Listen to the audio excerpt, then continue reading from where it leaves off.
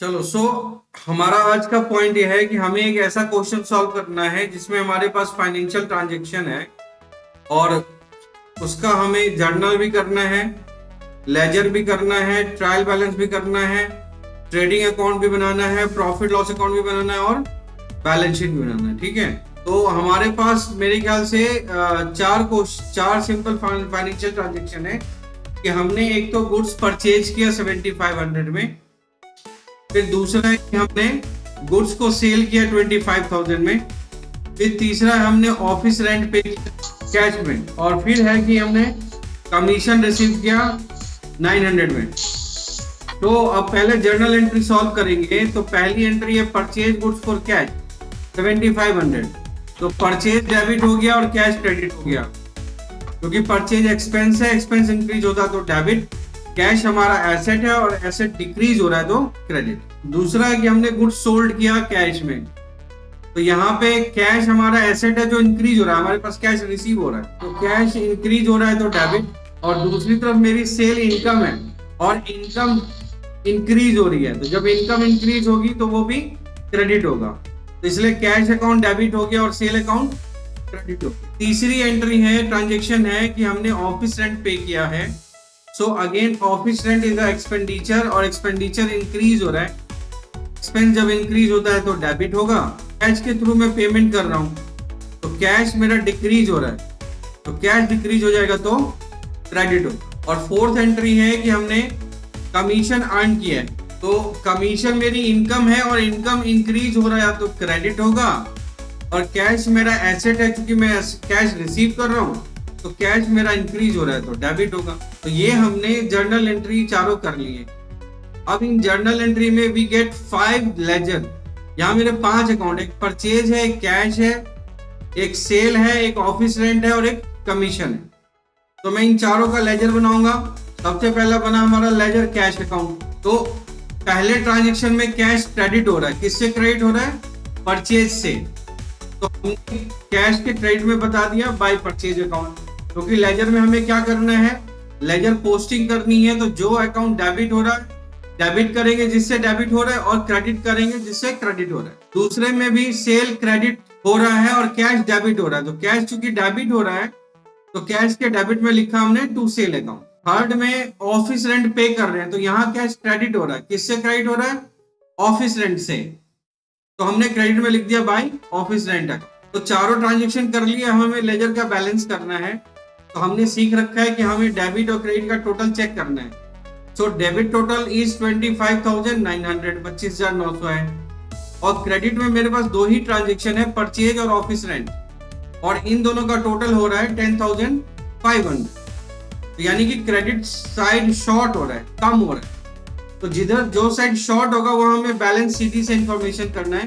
Balance sheet का मतलब carry down का मतलब कि उतने से शॉर्ट हो रहा है। तो यहाँ हमने कैलकुलेट किया तो क्रेडिट साइड में 15,400 से ये शॉर्ट हो रहा है, और हमें ये पता चला कि debit balance is more than credit balance, debit balance ज्यादा है क्रेडिट बैलेंस से। तो नेक्स्ट पीरियड के लिए जो इसका ओपनिंग बैलेंस होगा वो डेबिट बैलेंस होगा। तो हमने नेक्स्ट पीरियड के लिए रिप्रेजेंट किया बैलेंस BD 15,400। सेम दूसरा है हमारा परचेज अकाउंट। परचेज में हमारा एक ही ट्रांजेक्शन है कि परचेज डेबिट हो रहा है, किससे डेबिट हो रहा है? कैश से डेबिट हो रहा है। तो कैश से जैसे डेबिट हुआ तो हमने परचेज के डेबिट में मेंशन कर दिया टू कैश अकाउंट 7,500। अब यहाँ पे क्या हो रहा है कि कैश की डेबिट के तो एंट्री है लेकिन क्रेडिट में कोई भी ट्रांजेक्शन नहीं है, तो मैं फिर बैलेंस करूंगा और मैंने रिप्रेजेंट किया कि क्रेडिट में 7,500 से परचेज शॉर्ट है तो बाय बैलेंस शीट से रिप्रेजेंट किया। और नेक्स्ट ड्यूरेशन के लिए एक्चुअल में मेरा ये डेबिट बैलेंस है, तो टू बैलेंस BD 7,500 से ये डेबिट बैलेंस। अब सेल में भी मेरे पास एक ही ट्रांजेक्शन है कि सेल जो है वो क्रेडिट हो रहा है, किससे क्रेडिट हो रहा है? कैश से क्रेडिट हो रहा है। तो हमने सेल में क्या किया, बाय कैश किया 25,000, और फिर डेबिट में कोई एंट्री नहीं थी तो मैंने बैलेंस किया और बैलेंस करके बताया कि डेबिट में हमारे पास 25,000 का शॉर्ट है टू बैलेंस CD, और फिर हमारा एक्चुअल जो बैलेंस निकला सेल का वो एक क्रेडिट बैलेंस है। तो नेक्स्ट पीरियड में हमने मेंशन किया बाय बैलेंस BD 25,000। तो यहाँ पे सेल का जो बैलेंस है वो क्रेडिट है, जबकि कैश का बैलेंस डेबिट था और परचेज का बैलेंस डेबिट। नेक्स्ट है कमीशन अकाउंट।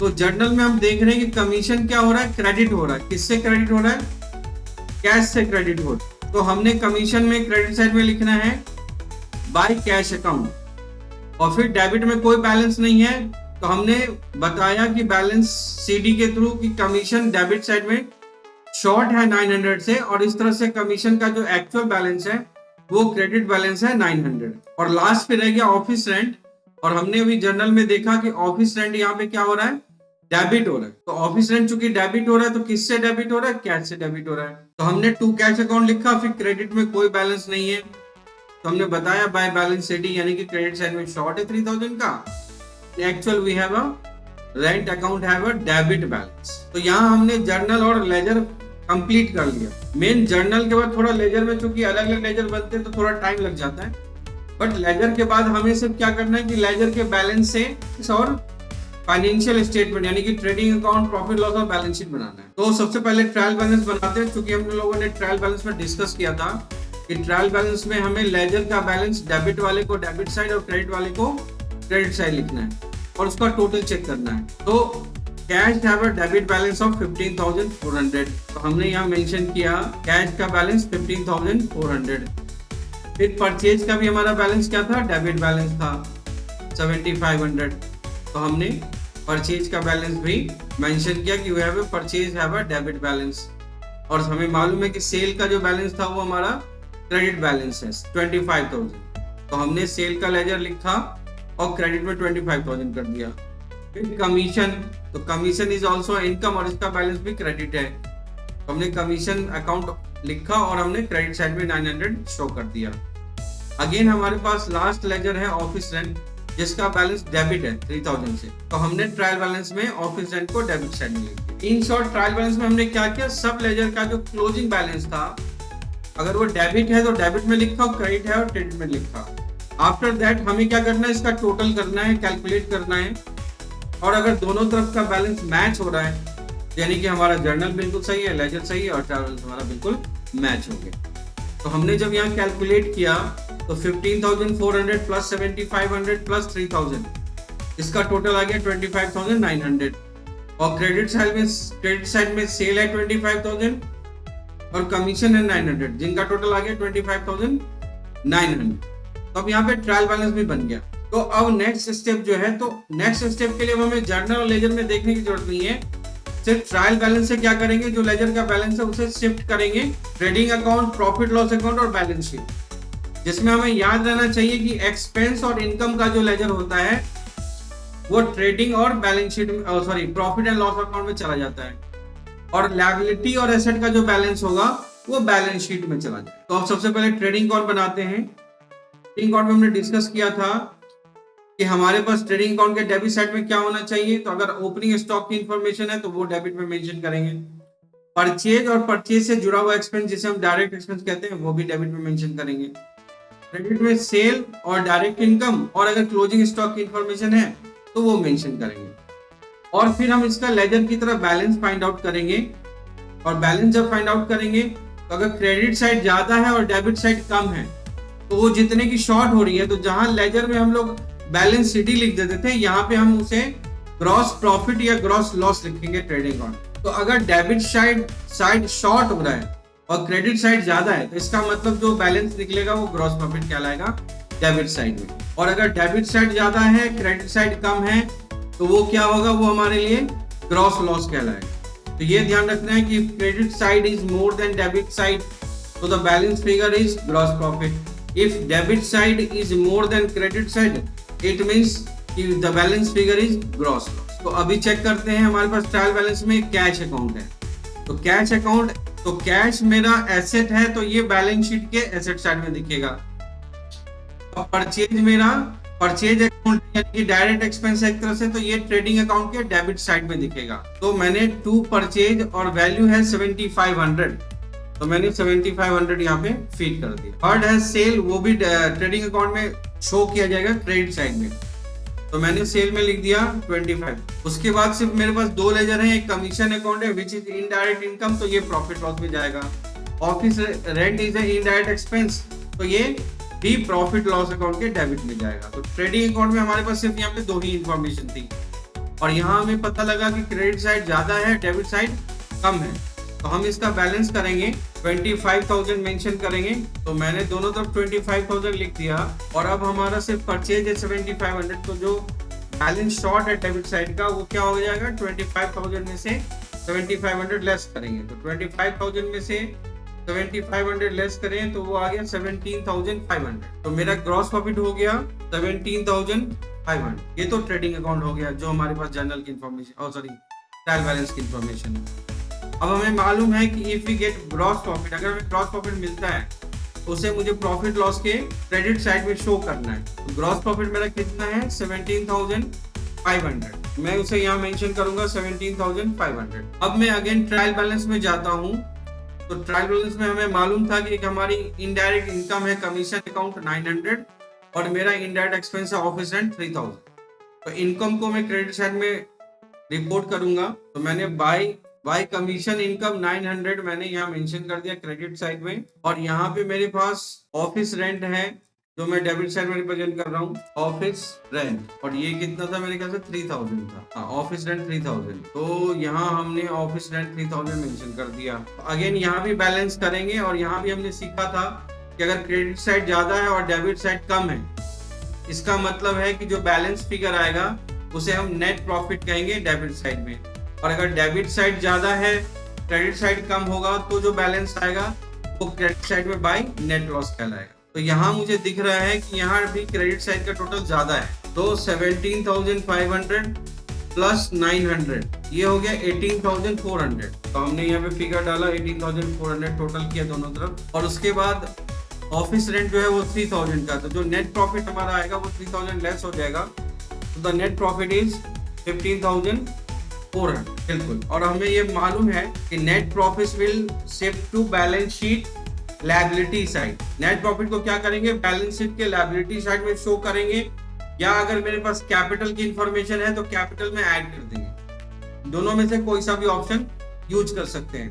और अगर नेट लॉस होता तो कैपिटल में से लेस कर देंगे या हम बैलेंस शीट में एसेट साइड में शो करेंगे। तो अभी नॉर्मल शो करते हैं और फिर मैं अगेन ट्रायल बैलेंस में जाता हूं। तो ट्रायल बैलेंस में हमें मालूम है कि एक ही लेजर है कैश अकाउंट जो कि एसेट है और उसका बैलेंस 15,400 है जो मुझे एसेट साइड में शो करना है। तो मैंने यहाँ लिखना है कैश अकाउंट 15,400 और लायबिलिटी साइड में क्या आएगा, नेट प्रॉफिट। तो हमने यहाँ पे मेंशन किया नेट प्रॉफिट और उसका बैलेंस भी क्या है 15,400। तो अभी वैसे दिख ही रहा कि एक ही ट्रांजेक्शन है। तो अगर मैं टोटल करूँ तो हमारा बैलेंस शीट मैच। तो ये सिंपल क्वेश्चन लेने का मकसद यही था कि तो शॉर्टली चीजें मैच हो जाएं और हमें समझ में एक्चुअली आए और एक अकाउंटेंट के पास इतनी एक्सपेक्टेशन हो जाए कि कल को कोई ट्रांजेक्शन आता तो उसका ब्रेन फटाफट बोले कि अच्छा जर्नल ये होगा, लेजर ये होगा, ट्रायल बैलेंस में यहाँ शो करेगा, ट्रेडिंग पीएनएल में ऐसे शो करेगा और बैलेंस शीट में ऐसे उसका बैलेंस शीट मैच। जैसे मैं इसमें ना एक इंफॉर्मेशन ऐड करता हूं। जैसे हमें बताया गया है कि अगर आपके पास क्लोजिंग स्टॉक की इंफॉर्मेशन हो, लेट मुझे क्वेश्चन में पता लगा कि we have a closing stock ₹10,000। तो हमने ये सीखा है कि अगर एडिशनल इंफॉर्मेशन होगी तो एक्चुअल में तो क्लोजिंग स्टॉक का कोई लेजर तो बनता नहीं है, बट क्लोजिंग स्टॉक की एंट्री होती है। और वो एंट्री क्या होती है कि क्लोजिंग स्टॉक को ट्रेडिंग अकाउंट के क्रेडिट साइड में शो किया जाता है और दूसरी तरफ बैलेंस शीट के एसेट साइड में शो किया जाता है। तो लेट की यहाँ मेरे पास क्लोजिंग स्टॉक की इंफॉर्मेशन आ गई 10,000। ठीक, तो अब मेरा यहाँ पे ट्रेडिंग बैलेंस लेजर मतलब चेंज हो जाएगा और अब क्रेडिट साइड का बैलेंस कितना हो गया 35,000। तो मैं ये बैलेंस चेंज कर रहा हूँ और जो ग्रॉस प्रॉफिट होगा वो भी चेंज हो जाएगा। 35,000 से 7,500 लेस करेंगे तो ग्रॉस प्रॉफिट अब हो जाएगा 27,500। तो चूंकि ग्रॉस प्रॉफिट चेंज हो गया तो नेट प्रॉफिट में भी चेंजेस आएंगे। नेट प्रॉफिट में मैंने ग्रॉस प्रॉफिट को चेंज किया, मैंने 27,500 लिखा। तो जो टोटल है वो चेंज हो जाएगा, वो 18,400 से 28,400 हो जाएगा। और जो हमारा नेट प्रॉफिट है वो भी चेंज हो जाएगा, 15,400 से कितना हो जाएगा 25,400। क्योंकि नेट प्रॉफिट चेंज होगा तो बैलेंस शीट में भी नेट प्रॉफिट चेंज हो जाएगा 25,400। और क्लोजिंग स्टॉक को मुझे फिर कहाँ शो करना है, एसेट साइड में। तो मैंने यहाँ पे मेंशन किया क्लोजिंग स्टॉक 10,000। तो अगेन मेरा बैलेंस शीट क्या हो रहा है, मैच हो रहा है। अब बैलेंस शीट का टोटल क्या हो जाएगा, 25,400 डेबिट साइड भी, सॉरी एसेट साइड भी और लायबिलिटी साइड भी। याद रखेंगे बैलेंस शीट में कोई डेबिट और क्रेडिट नहीं होता, बस हमें लायबिलिटी और एसेट का टोटल फिट करना। तो इस तरह से तुम बैलेंस शीट मैच कर सकते हो।